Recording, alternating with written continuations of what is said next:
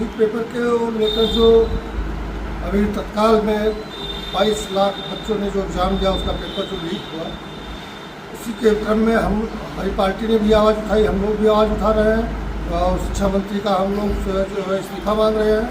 वो अपनी नैतिक जिम्मेदारी लेते हुए अपने पद से इस्तीफ़ा दें, क्योंकि ये एक बार का बात होता तो कोई बात नहीं थी, हो सकता है कहीं हो गया हो, लेकिन उनकी ये सरकार जब से बनी है तब से लगातार चाहे जो पेपर हो, चाहे वो लेखपाल का ले लीजिए, चाहे आरओ का ले लीजिए, चाहे पुलिस की भर्ती ले लीजिए, मतलब जितने भी इन्होंने पेपर कराए सारे पेपर लीक हो रहे हैं, जिसमें बच्चों का भविष्य खराब हो रहा है और आने वाली पीढ़ी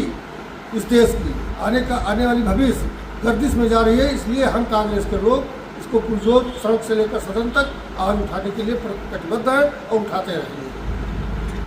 नीट परीक्षा को लेकर हम तो यही कहना चाहेंगे और हमारी पार्टी भी ये कह रही है, पुरजोर उस पर जो है हम अपना फोकस भी कर रहे हैं। जो बच्चों के साथ उनके भविष्य के साथ खिलवाड़ हो रहा है और एक बार की बात नहीं, निरंतर ये खेल हो रहा है, एक सोची समझी चाल के तहत सरकार कर रही है। इसलिए हम लोग जब तक शिक्षा मंत्री का इस्तीफा नहीं हो जाता है तब तक हम उसको सदन से लेकर सड़क तक उठाते रहेंगे और अगर आवश्यकता पड़ी तो हम इसके लिए इससे भी भयानक भी जो है आंदोलन और जो है सड़क तक करने की हम लोगों की जो है पूरी प्रक्रिया बनी हुई है। देखिए, जो घटना हुई वो बहुत ही दुखद घटना है। उसमें तमाम नौजवान बच्चे जो तैयारी कर रहे थे उनके साथ, उसमें कई बच्चे तो अपनी ज़िंदगी से हाथ धो बैठे और कुछ जो है घायल भी हैं। हम उनके लिए संवेदना व्यक्त करते हैं और जो है उनके और जो चोट खाए हुए उनके अतिशीघ्र स्वस्थ होने की कामना करते हैं। और एक बात मैं कहना चाहूँगा कि जो भी ये कोचिंग सेंटर है जहाँ पे बच्चों का शिक्षा ग्रहण होता है, कोई भी संस्था इसमें जहाँ पे आम जनमानस की आवाजाही हो, वहाँ का मानक जो भी प्रशासन हो, चाहे जहाँ हो, चाहे हमारे जनपद श्रावस्ती हो, चाहे राजधानी में हो, किसी भी शहर में हो, उसकी मानक को पूर्ण करने में सरकारी अमले को बहुत गंभीरता से ध्यान में लेना चाहिए, जिससे आने वाले दिनों में फिर भविष्य में ऐसी कोई घटना न हो।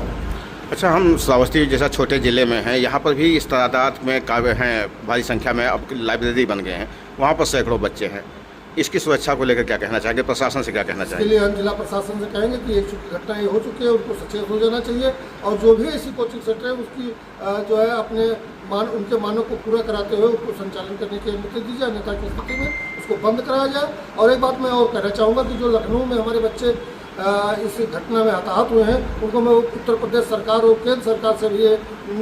मांग करेंगे कि उनका कम से कम 30-35 लाख रुपया तो उनके पिताजी लोग उनको पढ़ाने में खर्च कर दिए, उनको कम से कम 1 करोड़ का मुआवजा दे करके उनकी जो है पारिवारिक दृष्टि को सुदृढ़ किया जाए।